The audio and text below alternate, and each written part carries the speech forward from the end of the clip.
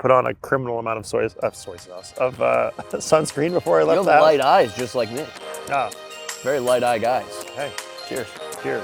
I think if our kids came out with brown eyes, my wife might arrest them. Yeah, you think so? You got blue eyes too? Yeah, and she was like, we gotta keep this. We gotta keep the bloodline strong. It's just eye color, you guys. Yes, eye color. That's all we care about. We're firing it up. The boys are buzzing, dude. It's good to get this going on at noon. So that we're actually eating at a proper time. Well, Usually and also, like, I gotta get back in the car at some point. I cook dinner for my kids. My kids are 2 and 4, so It's incredible. It's it's been done before.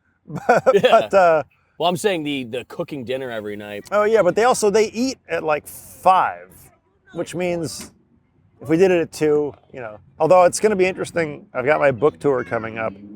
Seeing what my family eats when it's the reverse. Usually, Eliza's gone and I'm home, and now I got to get it's like letters from Iwo Jima, except it'll be like notes from the front of like what's in their lunchboxes while I'm gone. 2 Ensures, Yeah. 15 Oreos. My wife's not 90. Oh. Could be sick. Ensures. Station identification, folks. It's Big Al's Grill ASMR. We're back. It's the middle of the day. Finally, we have someone with some sort of cooking expertise on this show, so I won't be poisoning them. They'll know better. We have my boy Noah Galuten here. Noah, Pleasure to be here. pleasure Well, and an honor, brother. just because I'm here doesn't mean you won't poison me. Am I supposed That's to a be good point. overseeing? I mean, it would help, probably Did for you- your own sake. I mean, how many, what did we do last week? Oh, the comments were on my side. You had the raw chicken in Tupperware, and then after he toasted the bread, he put it in the Tupperware the raw chicken was in, and I told him he couldn't eat it. That's correct, yeah. That's called That's cross-contamination. correct. All right. I know, I've seen that a lot If you on bar dipped the recipes. bread in the marinade first and then cooked it, that'd be fine. That would be, that's a good idea. But there's there's also no marinade. There's no, Oh, it's just trust me, it's it's just chicken juice. Juice. I'm putting it in the juice. Yeah. Dude, could you imagine? Do you watch Bar Rescue? I've seen a couple. A friend of mine has done. He's like the barbecue expert on a few. Oh, of them. that's a good one when they bring in the experts. So he's Kevin Bloodsoe, who I've written books with and stuff. He's done a few episodes of that show. It must be fun sitting in the back of the car with him watching. I'm being like, Kevin, is this the right way to prepare a brisket? And he's just like, well, that's a dog's foot, so no. I wonder what the percentage of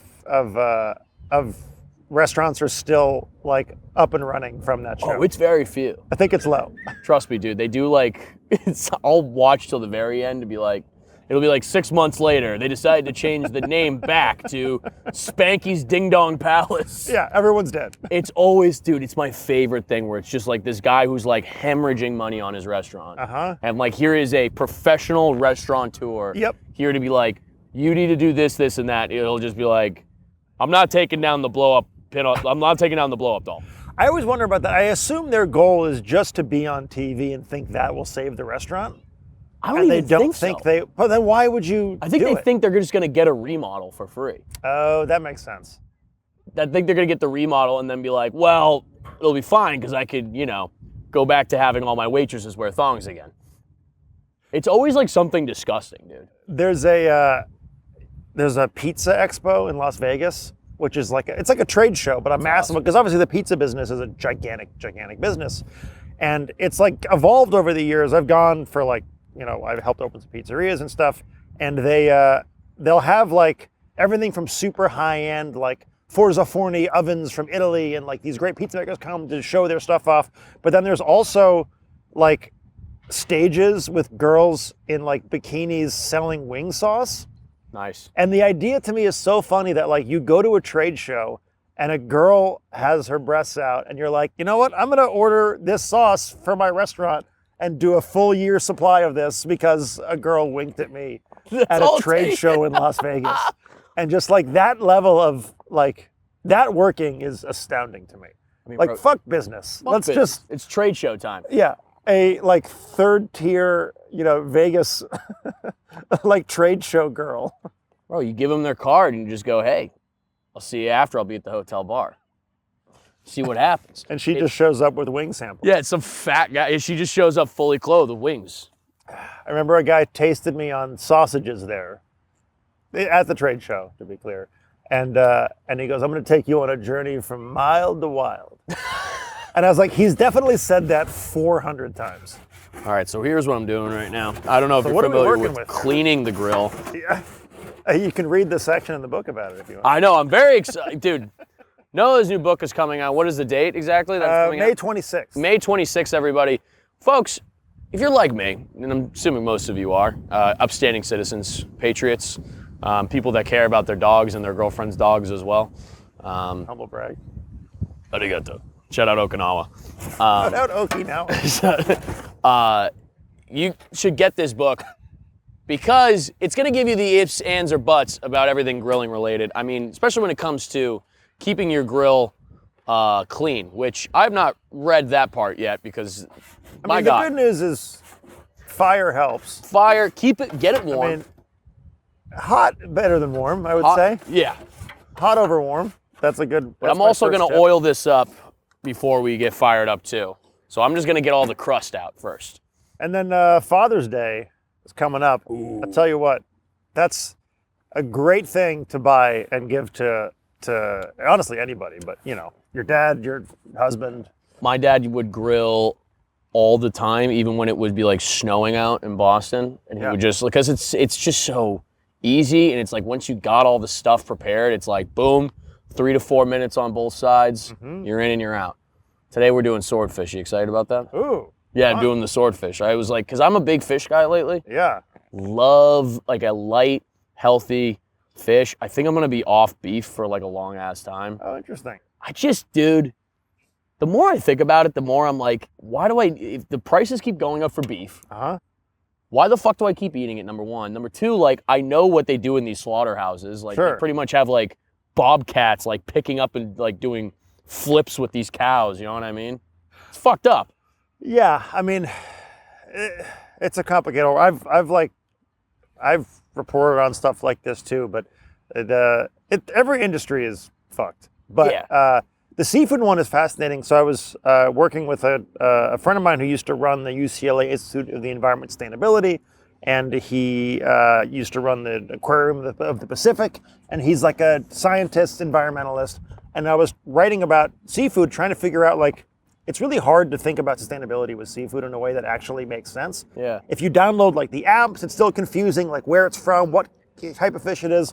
But then I discovered that the United States, as of now, still, I think, is the best country in the world at regulating its own seafood supply. We're not really good at regulating what we import, but we regulate what we catch and farm here. So if you're like confused and don't know what to do from a sustainability standpoint, you go to the grocery store and you see shrimp from like Mexico, Thailand, and the US, you just buy the US one, and chances are you're like most of the way there. So I find that like with seafood, just kind of see what the options are and then just pick from the US ones, and that's going to be your best chance of being sustainable, if you care about that. Well, it is true, but it's also like, I imagine fish caught off of like our own coasts. Like we're not, I also think about fish, like we're not feeding fish if it's not farm raised, right? Like we're not feeding fish like all like corn and shit like we give to like cows. Like we're like just feeding it stuff that it shouldn't be eating. Right. You know, for the most part. I mean, do you find that like there's a big like taste difference when you are getting like sustainably raised beef, poultry, pork? So I found that, you know, if you buy stuff from like local farms and farmers markets, pork is the one that I find tastes the most different. Like the quality, if I'm going to spend money on really good pork, like that's where it's really going to matter the most. And sometimes actually you'll find that like the really sustainable, like grass-fed stuff is sometimes harder to cook if you don't really know the supplier. Like a lot of these grass-fed beefs and stuff like that, if you don't go from like a trusted source where you've dealt with it before, it can be super lean and like it'll cook really differently than you're used to. You end up spending all this money and like not actually eating something you want to eat. So, and actually the funny thing about beef is, it's people don't like to hear this, but grass-fed and corn finished is more sustainable. And the reason is because they can regulate the kill schedules, so they can actually manage the supply more efficiently. That's crazy. Which is like, you think about it, it's just massive food system. And like, so like, actually Eliza, my wife, and I always joke about this, that the cows are just like, uh-oh, corn. But that way, it kind of fattens you up at the end, so they can kind of plan out how they're gonna kill you in the most efficient way. Dude, that's gotta be nuts. You ever beat a cow in fucking slaughterhouse? Can't be fun. I mean, God, didn't mean to bum everybody. Don't cry, Taylor. I'm sorry. We have a very toxic workplace here. That's why Grace is leaving for a different job. It's because the pay on this job is so good. Yeah, usually I'm like, Grace, get off your phone.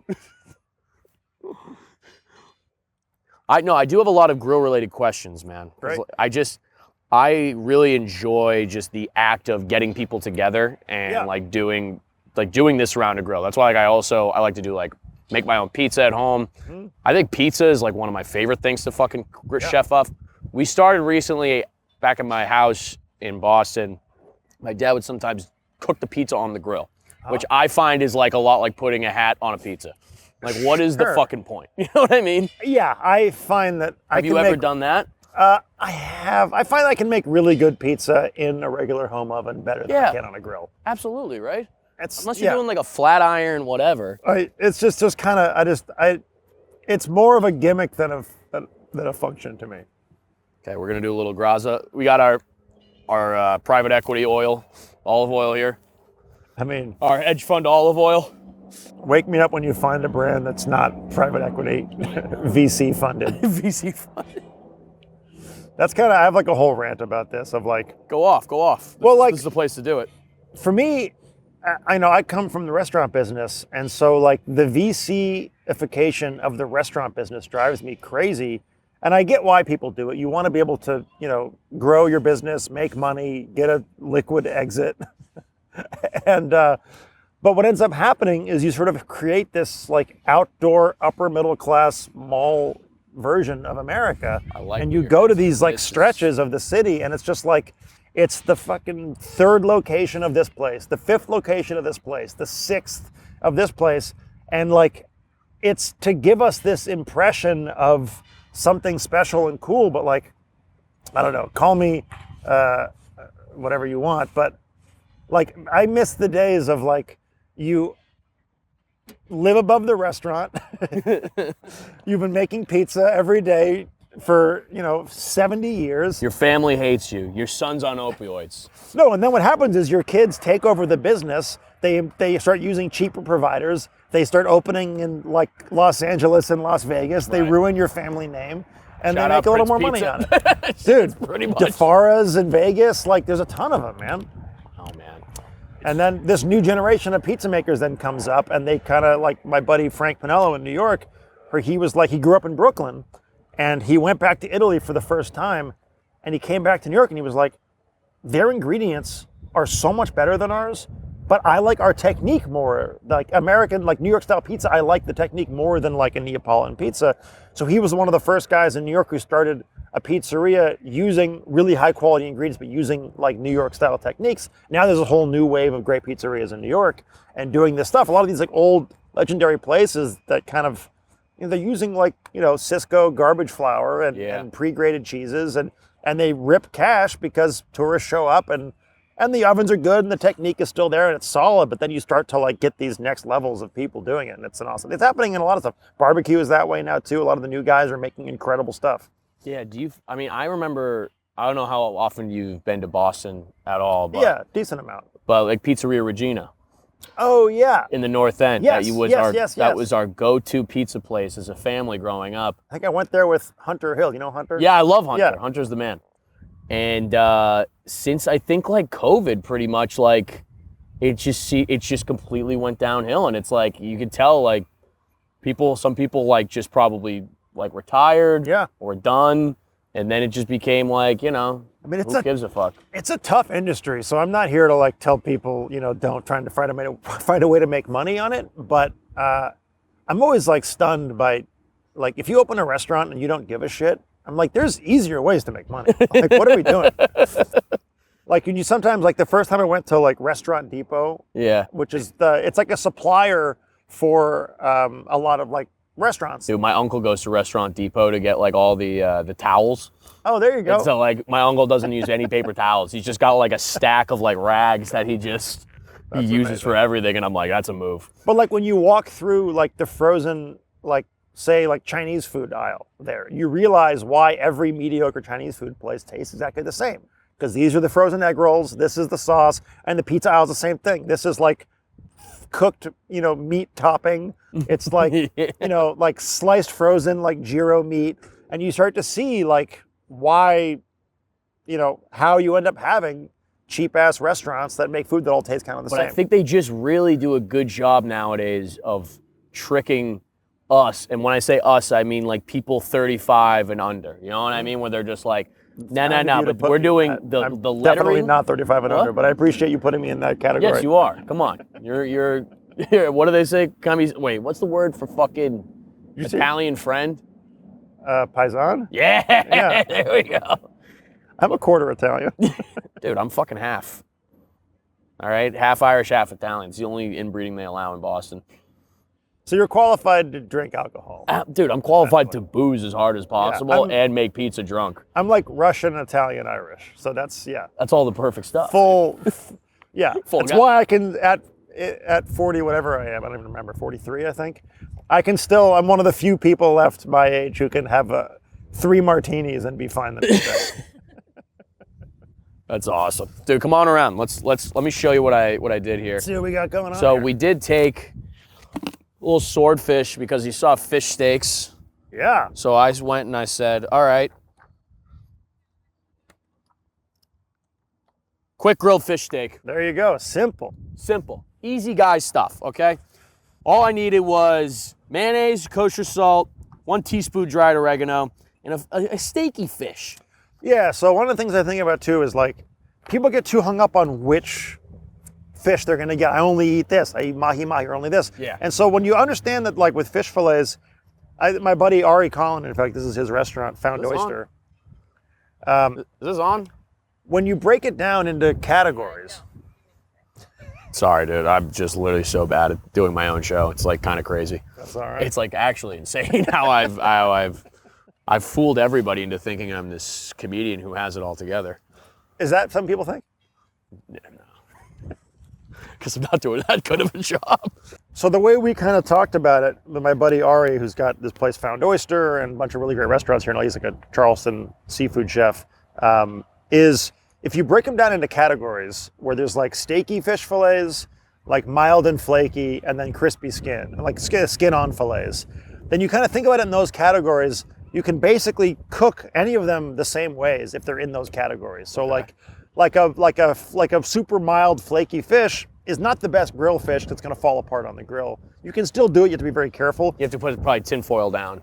Yeah, I mean, you probably shouldn't cook on tinfoil, but I do that all the time. yeah, you'll be fine. All right, that's why you need to get the book. But there's also grill pans you can buy, but also just you're better off using a steakier fillet, like a swordfish, like a tuna is a steaky fish. It'll work in all the different ways. Halibut's great for that. Vermilion's a great one. There's lots of great ones, and so essentially, mild and flaky though is great to like fold into like a seafood bog, like a rice dish, things like that to saute in a pan. And then the skin on is great in various ways. You can do it on the grill too, but you put the skin side in so you get that kind of crispy skin. I love a good salmon skin. I'm a big fan of like just eating that straight up. Skin's It's great. good for your omega-3s. So salmon skin salad is one of the great Japanese salads in the world. You ever eat just like a salmon skin like roll, like sushi roll? Oh yeah, it's great. Unbelievable.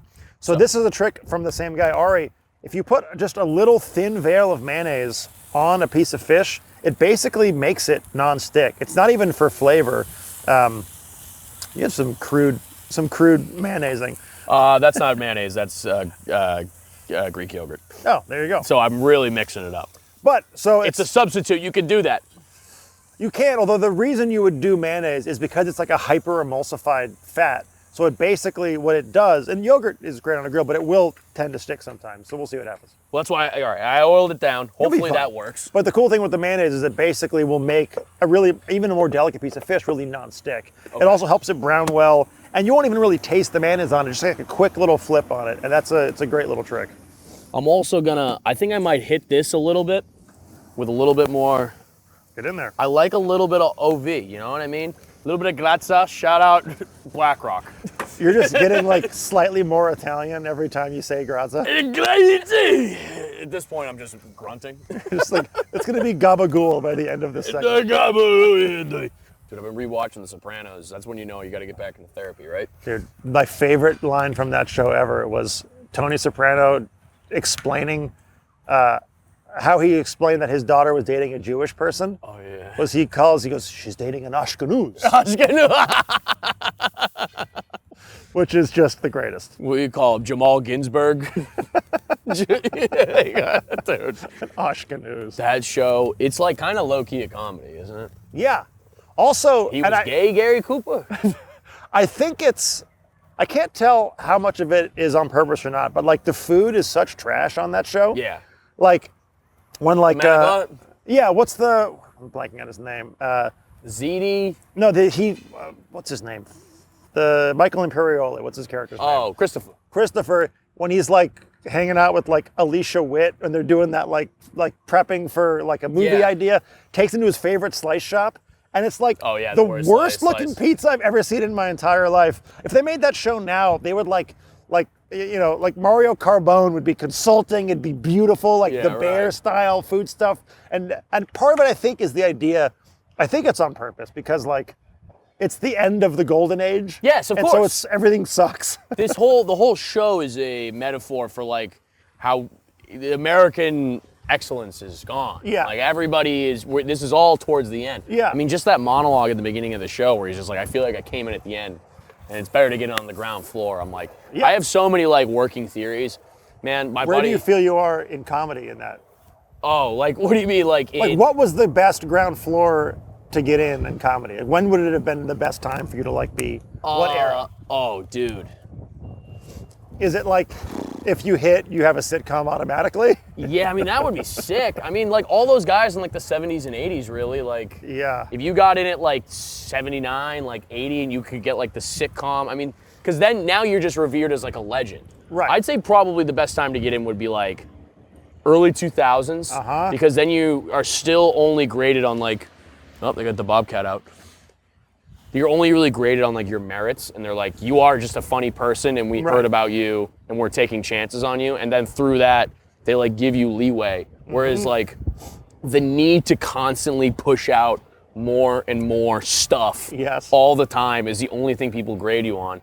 And it's a lot like, it's a lot like golf or shit. Like, where they're like, you're only as good as your last shot. Yeah. And people just are constantly looking at that. Like, that's what I was talking to a buddy who's a very successful YouTube channel, and he was saying that like the way that stuff works is every time you post something that's less successful than the last video, it drives you further down in the algorithm. Yeah, dude. And so like supposedly like the old days of having a channel with lots of different shows on it are gone. Now it's like it's better to have less content and everything is exactly what your audience wants, and it grows that way. If you have another idea, make a new channel, is like basically what he said. So you should have different channels for all your shows. None of it, no. I'm doing everything on the same channel.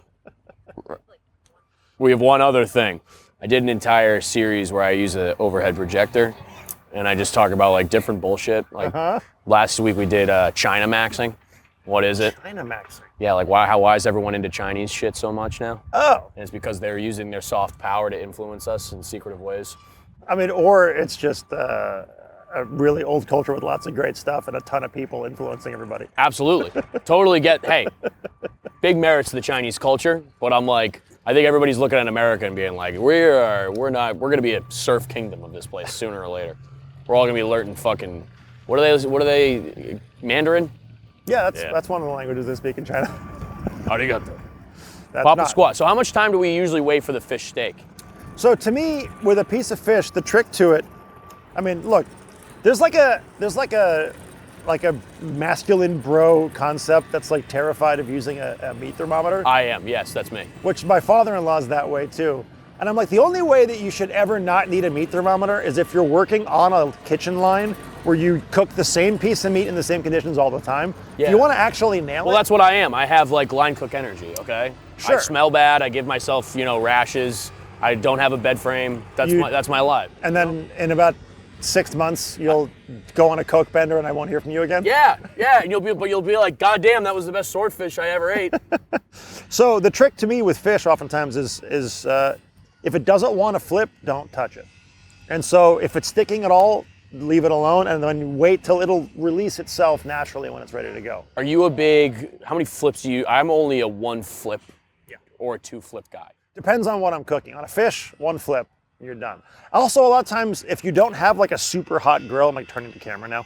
No, go ahead. If you don't have a super hot grill, it's really important to make sure you get char and color on one side at least. So like if you're cooking like a burger, if you're trying to cook it properly, on most grills, you won't get char on both sides and get color on it. So get it hard on the first side, then flip it, get a quick kiss, and then take it off. And that way you get like some texture and crunch and Maillard and crispiness on it.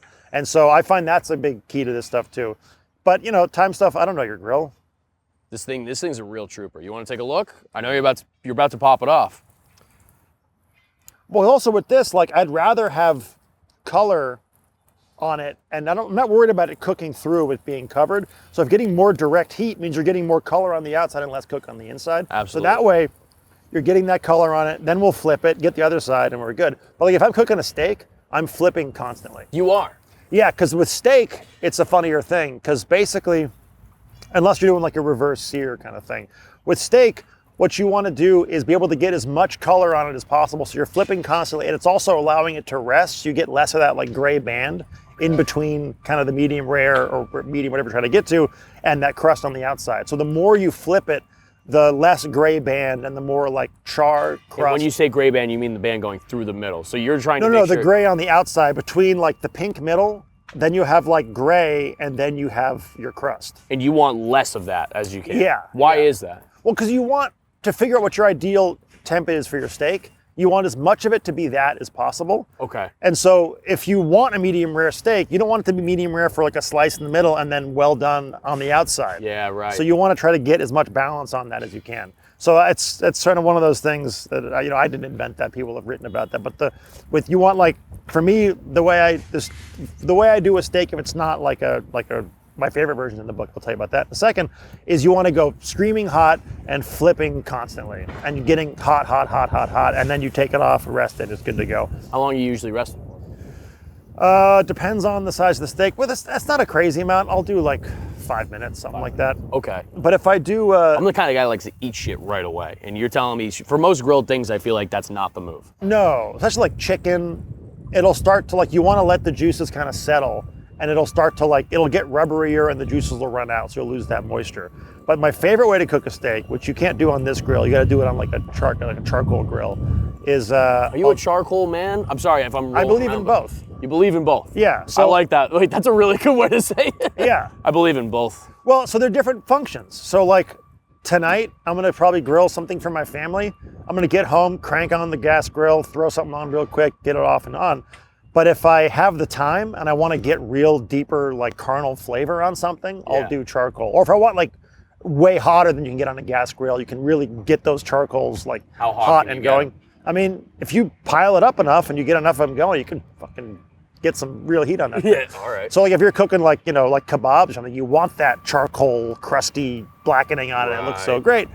But so my favorite way to cook a steak, which is in this book, is best steak I've ever made in my life, is you take your charcoal, you push it all to one side of the grill, and then you put wood chunks on top, like pecan, something kind of mellow wood like that, and then take the steak, like a 2-inch thick bone-in ribeye, put it on the cold side, and then you basically set up your vents so it's open underneath, so the air is coming up, and then it's closed here, open up here, and closed down here if you have vents on your thing.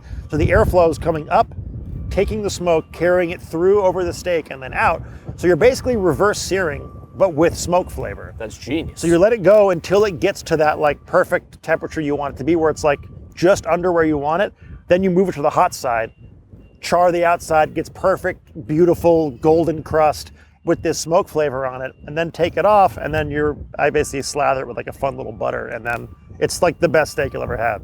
So and this is like just through tinkering, you kind of found this method yourself, or a combination of stuff. That one, I mean, I developed a little bit of my own stuff, but a lot of it is I've been fortunate enough to work with like some of the best chefs in the world. Right, of course. And so like Kevin Bloodsoe, I learned a lot of stuff like barbecue stuff, and also like how to like cook a rack of ribs on a grill that's going to have smoke and have crispy edges and all that stuff.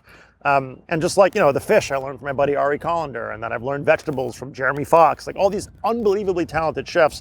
So I kind of just like learn from all these people, and then you start cooking at home. Right. Cook And you for take your a little bit of family. mushrooms, and you're all right, my wife's with the kids. And I'm you- gonna just kind of figure this out.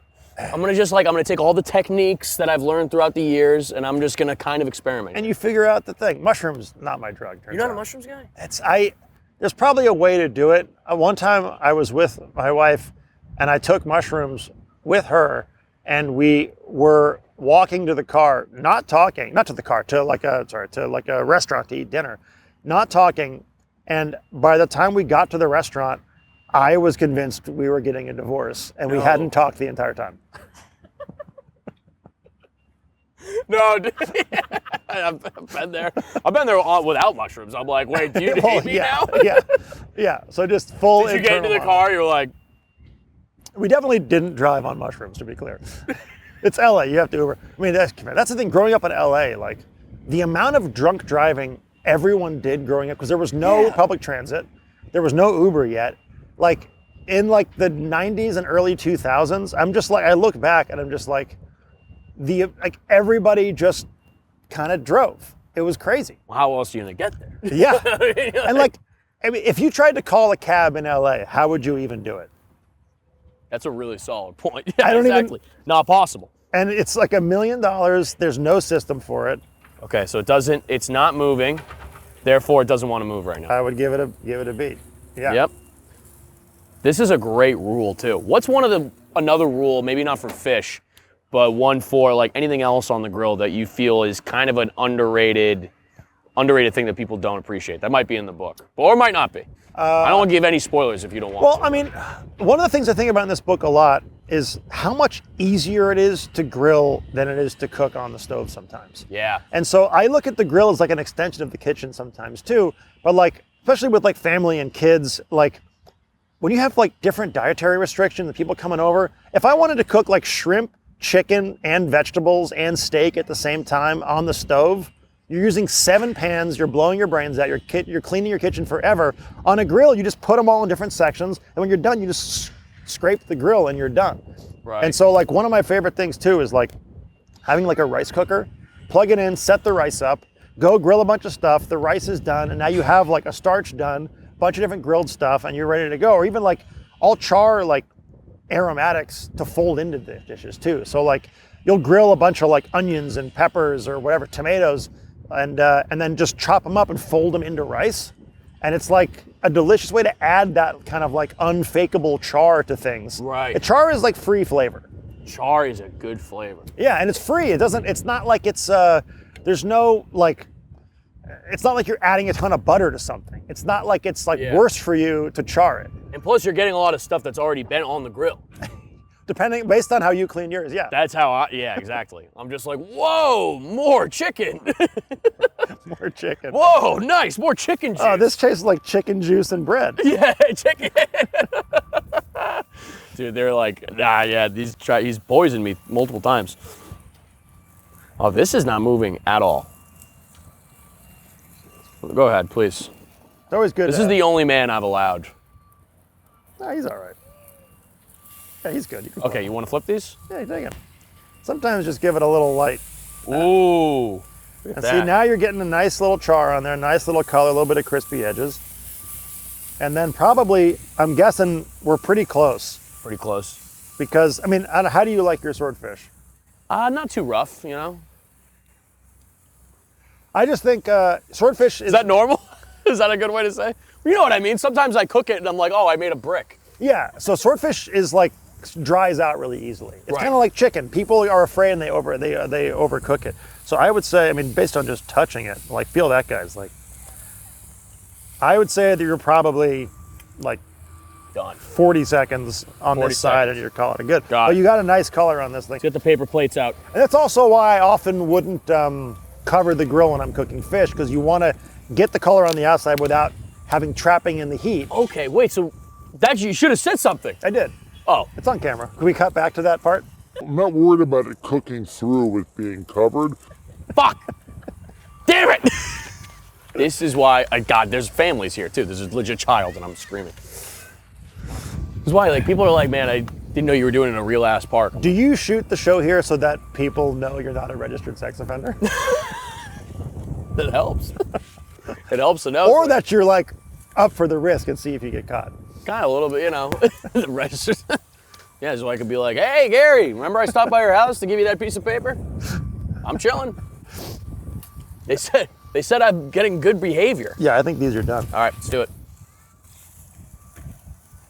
I'm gonna use this one. We're doing paper plate style as one would in the park. Yeah, man. I'm gonna double plate it for you. Thank you. Here you go. That's the bad boy. I'm gonna take this small one just because I'm trying to watch my weight. Usually, everybody does eat on the show. However, I only did bring 2. We can share a little bit. Do you guys want some? Off. It's okay, you guys enjoy it. I have given them food before and they don't like to eat it. I didn't want to eat the chicken after you put the bread. That's a good point. That's fair. I mean, how don't get me long was wrong. it sitting in a loose Tupperware today before you got to the park? 20 minutes? Yeah. So That's marination. It's marinating. Come on, man. it's it's lacto fermenting. All right, hey, we gotta wait. Hold on. We gotta do the thumbnail. Oh yeah. Here we go. Ready? How's that? Are you supposed to open your mouth No, you and can't. point? Isn't that what they say for thumbnails? You're supposed to be smiling with your mouth open, pointing at You something. could. I kind of just like to mean mug like I'm on, like I'm a member of Run DMC. Run DMC, damn, deep cut. Also, here's one thing I did want to add to this fish that I think might be a little bit nice. So you familiar with Tacos Por Favor, of course, being yeah. a Santa Monica guy. Of course. I got a breakfast burrito from them recently. You're gonna put a breakfast burrito on top. Double it up. But I did get some of their spicy salsa. Oh, that's gonna be a great move. Here you go. Want some? Just pour it on there.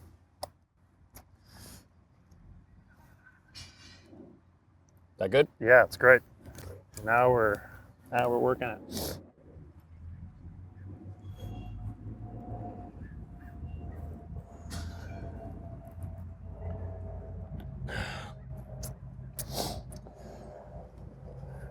How do you feel about people cheersing bites of food?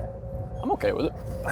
I think I do it on camera sometimes, but I hate it in theory.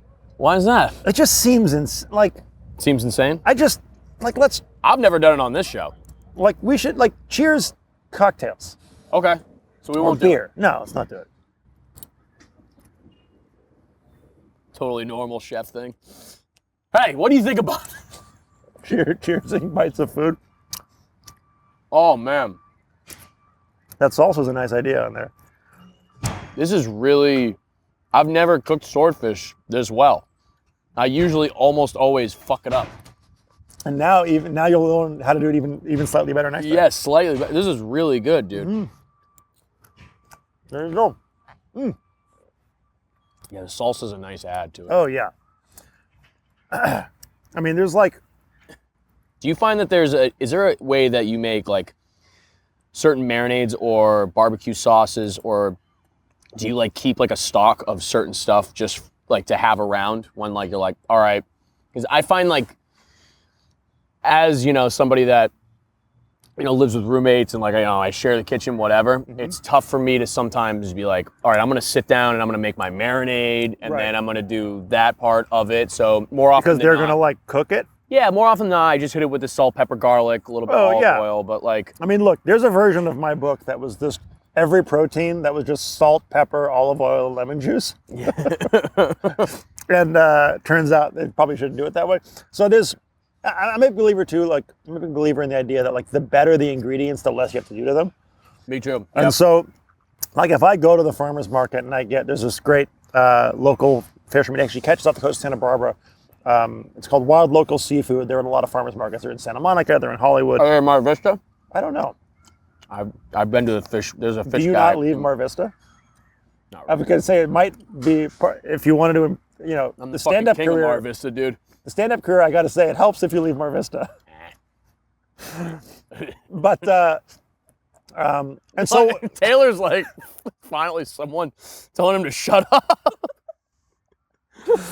but anyways, when you get stuff like that, like salt, pepper, like oregano, olive oil, lemon juice, and it's incredible. Or even, honestly, if it's really good fresh fish, like don't even cook it. Just slice it, make a crudo, and call it a day. When I go to the Japanese market in Sawtell, like the Japanese grocery store, they'll have like the sashimi grade tuna. Yeah. And I'm like, dude, how is this only like $10? And then you just want to like... So, you know about what sushi grade means? That means you just make it into crudo. But like what allows them to call it sushi grade? A Japanese man blesses it. Yeah, it's Japanese kosher. But basically, there's no like official designation for what it means, but typically what it refers to is that it's been frozen at a low enough temperature for a long enough period of time that it kills certain types of parasites. Okay. And so technically, like if you catch a fish fresh out of the water and cut it open and eat it raw, it's not sushi grade. Oh. Which means there's like some risk if there is a parasite you can't see that just happened to be living inside the fish. So usually, like if you get sick from fish, it's not typically from like anything other than the way it was handled before it got to your house. Typically, if you get sick from a piece of fish that you cooked, you probably fucked it up when you got it home from the grocery store. Okay. That's good to know. Yeah. I could usually just blame myself. Or buy it from a dodgy market. What was it? But yeah, man, I just love like just the idea of staying. Like when me and my lady are trying to move in together. Soon. What's the holdup? Nothing. We're just gonna do it in May. Okay. You said trying. It sounded like it was like Oh yeah, like we're working on it. Yeah, I mean we are working on it, but it's like it's just we gotta look for places and shit. I'm trying to say yes. We'll see if it gets there. I know. This place, this guy needs a real home that isn't just my car. Oh yeah. And Yeah. I can't wait to have it out and like actually have like friends over. Well, and then you can see. This is now. I'll start trying to convince you to upgrade into a like. This is a great show grill. Bring it with you. But there's some great grills out there that you can use at home to get like. If you want a really good charcoal grill, it's good to have one. Yeah, but I would feel like I'd be betraying Hank Hill if I went charcoal. Propane. It's a clean burning fuel. I mean, yeah. Bobby. God damn it, Bobby. Stop sucking my dick. I'm just trying to see to get Taylor's reaction. God damn it, Bobby. That's my toe, damn it. We do a lot of impressions on this show. So yeah, there's a great grill company. Forget where they're out of, but they're an old company that got rebuilt up called PK. Okay. And they make it's the grill I'm using on the cover right there. It's they're just an awesome grill that'll last you like 100 years basically. And if you want to do like PK? PK. Okay. If you want to use like the charcoal, do the wood chunks, all that kind of stuff, they're awesome grills. All right. Rank right now top 3 grills that you can buy. Bear grills. Very good. All right. He gets the show. I mean, I don't know. The truth is, like, I'm not an expert on all home grills. I found ones that I love. I mean, Weber's make classic, those old kettle ones. Those, it's just if you cook on them a lot, they'll eventually wear down on you and they'll end up in a landfill, which is why I like those PKs too. But also, the PK is my favorite. And then, just when you're buying like a gas grill, you really want to look at the power on it. You want the one that has the most like BTUs, essentially. Okay. Because you want to be able to like cook a hamburger and have it be like have some char and crispiness on it, and not just be like a gray cooked through patty. Yeah. So I find like with grilling, high heat is key. Like if you want to cook this, even like asparagus, if you want to get color on it before it gets mushy, like you need heat, you need power. What do you think were your biggest fumble when it came to grilling? Like when you had people over, and you were trying something new maybe, and honestly, the biggest fumbles are when you're not like prepped properly. Like if you're using a propane grill and you have the propane tank, always have a backup filled tank. Yep. Because that's the one that screws you. Yeah. Or right. like you get the grill hot for too long.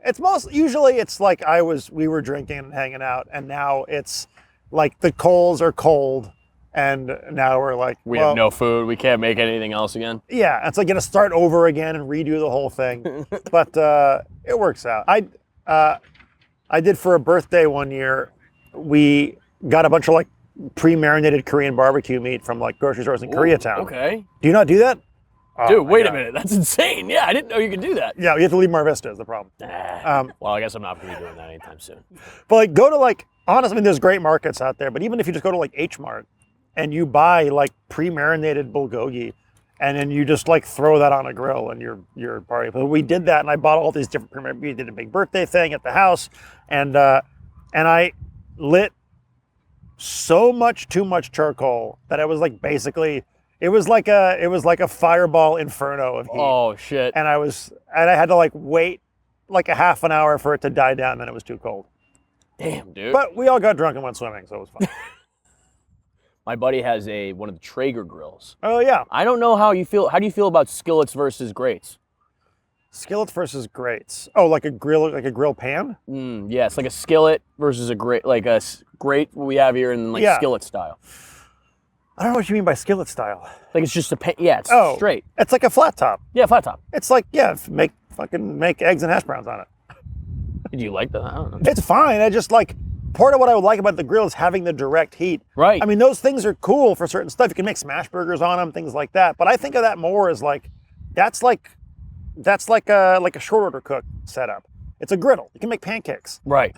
Pancakes are good though. Pancakes are good, but like I don't need to do it outside. You grew up in Santa Monica. You a big fan of Ray's? Yeah, Dude, that diner, he's so fucking good. yeah. Ray's It is great. literally makes me fucking lose it every time I'm like, I'm going in, I'm gonna get the special omelet, I lose it. Saddest part to me is across the street from Ray's used to be one of the great dive bars in Santa Monica, the Joker. What, like the cross the street, that thing now it's called the Brixton or whatever? Yeah, that place looks sad. Dude, the Joker, oh my God, I love that place. You used to be able to go in there. They would basically close at 2. People would go across the street to go eat breakfast at Ray's and then come back when they reopen at 5 o'clock in the morning. Yeah, dude. Like I remember I went in there once, we were filming something and we wanted to like use the bar. We're like, hey, can we film? It was like a college video thing. Can we film in your bar? And they were like, yeah, just do whatever you want. I don't care. So we came in at 6 o'clock in the morning to film. We thought it wouldn't be busy. The look on the regulars' faces when light came in from outside at 6 o'clock in the morning, they were so upset with us. Regulars at 6. I mean, those are guys that are just getting off the graveyard shift, yeah? Yeah, they're like longshoremen. What's the movie? I didn't sign a release. Oh my God. Places like that, I have such an affinity for like old restaurants, old dive bars. And it's Santa Monica, like that's what's I think has been the most lost in Santa Monica is like is a lot of these old dive bars, a lot of old restaurants. There's still some left. Like I think George's it's not a bar, but George's, the old like breakfast pancake place on Lincoln, that's still around. Yeah. You get like a breakfast special for like, I'm sure now it's like $8 instead of $4. Yeah, man. I mean, I think we were talking about it earlier, but just like the price of everything, especially at like restaurants where I feel like you're getting just straight up like, I feel like we're getting tricked by like these people going in and being like, we're doing breakfast sandwiches, but it's called like the Make Your Mama Proud sandwich. And like the restaurant has like, it's like blue Comic Sans lettering. And it's like, someone made on Canva, like a bacon, egg, and cheese holding a phone. You know what I mean? Do you know what I'm talking about? The one that drives me the most crazy is I hate like spelled out vernacular. Yeah. Like lobster with an AH. Oh my God. Like dude. I will never eat your food. Chowder. It's a lot of Boston-based AH at the end of things. Well, that's how you know you're not getting the real place. That drives me insane. I don't know what to like. I feels like they are trying to trick my younger generation to be like, eat this $17 Euro sandwich. I mean, and look, if it's great, it's great. Yeah, but it's usually like not. Right, like, and so that's the one that gets. So it's. I mean, you're just in Venice. Do you know what I mean? Well, now you're just paying real estate. They would never happen in Mar Vista. I just got to say, driving down here, I had a little flashback driving past Primo's. Classic old donut spot. Yeah, dude. I like the West Side, man. I can't believe you grew up here. You play roller hockey? No. All right, well. I'm like, I have an impacted disc. Like, I can't play basketball anymore. I just do Pilates. It's awful. Dude, I've seen Eliza does like crazy Pilates. Oh yeah. We have a reformer at our house, and so I started doing Pilates physical therapy for my back, and it's the only thing I found in 40 years that makes my back feel better. Okay. All right, I gotta get into that. I'm just playing roller hockey all the time. I play on Ocean Park in the parking lot with man. like all the old guys. Long muscles or strong muscles? Dude, I have neither. I don't. How's your psoas? My psoas is pretty good. I'm pretty good about like stretching. I'm the only guy that does like a warm up beforehand. Oh, there you go. Everybody else is like doing 70 right. years old from Boston. You look like you're taking care of yourself. I'm trying, dude. I mean, honestly, I like shoving food down I go to Schumann. Dude, we're getting a ton of dim sum lately. I'm China maxing like way too much. Where are you? Just keeps coming up. Where are you getting your dim sum? She likes to go Din Tai Fung. I'm not a Din Tai Fung guy. We went to a place up in the valley that was really fucking good, and I don't remember the name. It was just near her house in Studio City. Not to be the guy telling you to leave Mar Vista again, but have you done Chinese food in San Gabriel Valley? I've heard it's like insane. It's the best Chinese food in America is in San Gabriel Better than Valley. Boston? Boston Chinese food's good, dude.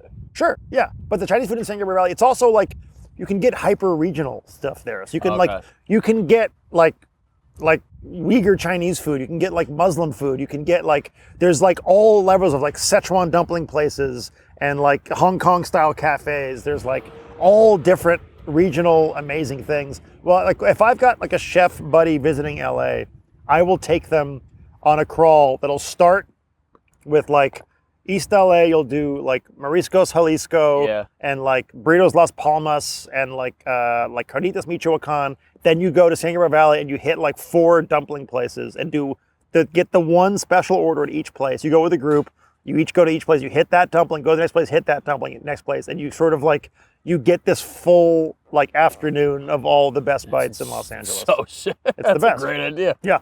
Or you could hang out in Mar Vista. Look, and just bring them here and be like, hey, they're doing construction. I mean, I grew up in Santa Monica. My parents are like, the New Yorkers who moved to Santa Monica, believe they found the end of the rainbow. And they're like nothing good is east of the 405. We found Nirvana. And then you're in high school and you start to like travel out a little bit. And you go to Koreatown for the first time. Yeah, Koreatown. And you discover like banchan and stuff like that, and you're like, holy shit, what have I been doing my whole life?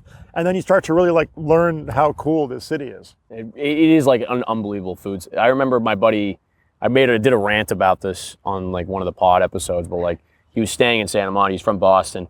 I tried to take him to Sawtell to go get like, just hide sushi, nothing too crazy. Yeah. Well, like a good sushi place. Yeah. It's like good it's stuff. It's pronounced Hide, by the way. What? It's pronounced Hide, by the way. Oh, I thought it was because it was hidden. It's hidden? Yeah. Fuck. But yeah, we drove like 2 minutes outside of like the boardwalk area, the main drag, and he's just like, dude, where the fuck are we going? Where are we going? Where are you bringing me? So what do I do? What is going on? I need tequila soda right now. I mean, that I get. You ever go like, it's just turning into a hyper regional LA podcast, but you ever go like south into like Redondo and Newport, Manhattan Beach, and go to like some of the old beach bars down there? Dude, Hercules? Dude, is the greatest. Me, Catherine Blanford, and Jared Goldstein, comedians, you may know them, but we just got, like, we had one Sunday where we were like... Jared Goldstein, Irish Catholic? No. Oh, weird. Yeah, Jared Goldstein. Jewish Japanese, believe it or not. And dude, we just took mushrooms and just like literally got launched at Hercules for like 5 hours, closed the place down, realized that Kathy forgot her keys at the restaurant we went to. What is it? Fishing with Dynamite down there? Yeah. She left her keys there and they had to close for they'd been closed for 3 hours. So we had to get a hotel room. That's awesome. Check out like Beach Ball is a great bar down there too. I just something about wood pan. It's like when you go to Hanano and you're like, yeah, fuck, dude, you can't beat this. That's like growing up in Santa Monica. Another thing is like you're always like prejudiced against the valley, and now I find that it's like as like a dad who wants to be able to like find parking and like run an errand, and so the valley is filled with really great vibey old places with mediocre food, but like a lot of the old bars up there are incredible. Yeah. Foxfire Room, like people drink in the valley still. People say drinking is dead. Yeah, because their dreams are dead. They have nothing else. They are like, I have to sedate this with copious amounts of Casamigos. Yeah, it's a lot of like like buckets of White Claw. Yeah. Yeah. It's just Vanderpump Rules alumni. But then you go further up, you get into like Granada Hills and stuff, and it's like Caltrans workers like power drinking at 4 o'clock. That's not dreams are dead. That's like I'm a real Valley That's native. yeah. This is just my guy. This Yeah. is my shit. This is go check out like Pogos. Dude, Pogos is a trip. I love that shit. Before we do our last segment, I want to gauge this question for you. Yeah. Okay. You're having a party, okay? All adults, Uh-huh. okay? You're gonna have everybody over, differing tastes. You don't want to do the classic burgers and dogs. You want to kind of mix it up. What's something for maybe someone my own age who's like trying to impress, but not trying to go too crazy? I don't have like a crazy budget. Yeah. So one of my favorite ones, I think this should be in more regular backyard grill outs, is pork souvlaki pitas. So Okay, fuck yeah. So this one's in the book, and it's basically you take some pork chops, like open them up, marinate them, so you can buy like reasonable. I love pork chops. We've done pork chops many a time here. So you do a nice marinade on it, and then you buy a bunch of like pitas or flatbreads. You make a little tzatziki. You get kind of your condiment bar set up, and then essentially all you're doing is just blasting stuff on the grill, heating up a pita on the grill, and then you just chop it up, throw it in, throw some tzatziki in there, and like some tomatoes and onions, and you've got like the best handheld backyard food. It's like it should be up there with burgers and hot dogs. That's or like a fucking baller answer, dude. Yeah. That's incredible. pork souvlaki pita is a Pork hit. souvlaki pita. Yeah. Is the You marinade? can do chicken too if you want to, whatever. Is the marinade like usually like your usual just? There's a lot of like the Oregano, classic ways. Like you can use like dried oregano. I like to do one with because if I want to make it a little cooler, is I'll use fresh oregano. Okay, And yeah. I'll blend it with, or like do it in a mortar and pestle if you want to be a badass, with like a lot of like garlic and like a little crushed red pepper, that kind of stuff, and then you just simply slather it on, let it marinate, and you just throw that on the grill. Yeah, that's a hit. Yeah. That's a great. All right, time to our final segment, and I'll let you get back to your to feeding your children. Is this where you name all the different languages in China? Very good. I wish, dude. There's Mandarin. There's Cantonese. There's Spanish. Yep, you got it. There's That's it. That's all three. Muslim. That's a religion. So, tell me about the language of Muslim. Dude, they do all sorts of stuff. Fun guys. They're wearing hats. Real man of genius. Here's to you, Cameron Crowe. Cameron Crowe! Started reading your book, The Uncool. It's very interesting how you were so young and had so much agency just to go out and interview all these random bands. It's got me feeling like I gotta update my record collection. The story of you and the Allman Brothers was definitely interesting. As a child, I would be shitting my pants if Dwayne Allman tried to kill me. He seemed like a crazy guy, but hey, that's the 70s. What are you gonna do? Coke is a big factor in a lot of these stories. So here's to you, Cameron Crowe. You are this week's Real Man of Genius. You got a Real Man of Genius? I clearly didn't watch all the way to the end of Laura's episode of the show because no I did one ever not know does. this was coming. Real Man of Genius. It could be anybody. It could be a man. It could be a woman. It could be whatever. It could be whatever. It's just kind of a shout-out segment. Just because I'm thinking about him, because I'm going to shout out David Byrne. David Byrne. You just sing along. Yeah, as I I mean, say I'll stuff? sing along. You just I actually cooked him the pork souvlaki pita from my book once. No way! He was probably like, "Oh shit, this is great." By the way, is there an upstairs bathroom? Someone's down there. Yeah. I saw his show in San Francisco. A buddy of mine is his music director, and it's an incredible tour. David Byrne, like Talking Heads, all this stuff, and he was one of those guys who, I've been around a lot of musicians. My family's music business for a long time, and he's one of those dudes who is a legend and actually is appreciating it and enjoying it in the moment, and that's a thing to aspire toward. Whoa, it's a guy who doesn't look for the future and just tries to understand that he's done it and appreciates the moment. I guess I'm kind of just paraphrasing what you just told me. Well, how does he do that? Just living in the moment, appreciating stuff, making great shows, throwing great concerts, and like everybody in the band is like having the best time and enjoying themselves. Like their tour bus, they all rent bicycles and they go on bike rides together as a band. Whoa. Like that kind of shit. You just gotta like. So my buddy was like toured with a billion amazing people, like Childish Gambino and Lord and all this stuff. He was like, this guy like changes the way I think about what a musician on the road's life is supposed to be. Yeah. And that's why, David Bird, you are this week's Real Man of Genius. Very good. He got you at the end there. You got me See, there. it's fun. It's like Bud Light. It's like the Bud Light ad. Are you stole too? Is it more like Chris Cornell or is it like Springsteen? Cornell for sure. Okay. Yeah. Yeah, Springsteen would be a little lower. It'd be a little low. And then you'd also whisper, Real Man Genius. Asbury Park. Like, you know, Cornell is more just busting it out.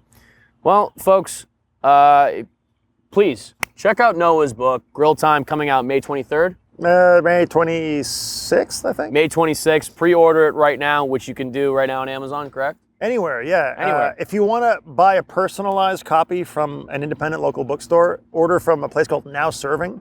Great little local cookbook store in Chinatown here in Los Angeles. Oh. They'll mail everywhere, and I will. If you pre-order in time, I will personalize copies with them. Yeah. Can we put that down in the description for sure? Now serving. All right. Hell and yeah. then just to keep self-promoting for anybody who listened to the end, if you're like, I don't know if I want to buy this book yet, but this guy seems interesting, you can subscribe to my Substack where I got weekly recipes about feeding my family. It's called "I'm Legally Required to Feed You," That's really good. and it's a fun little ride.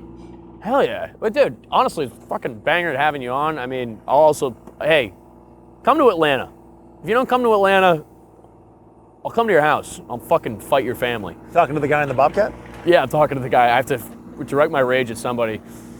Atlanta coming up, guys. Dallas, New Orleans, Phoenix, Nashville. Fuck!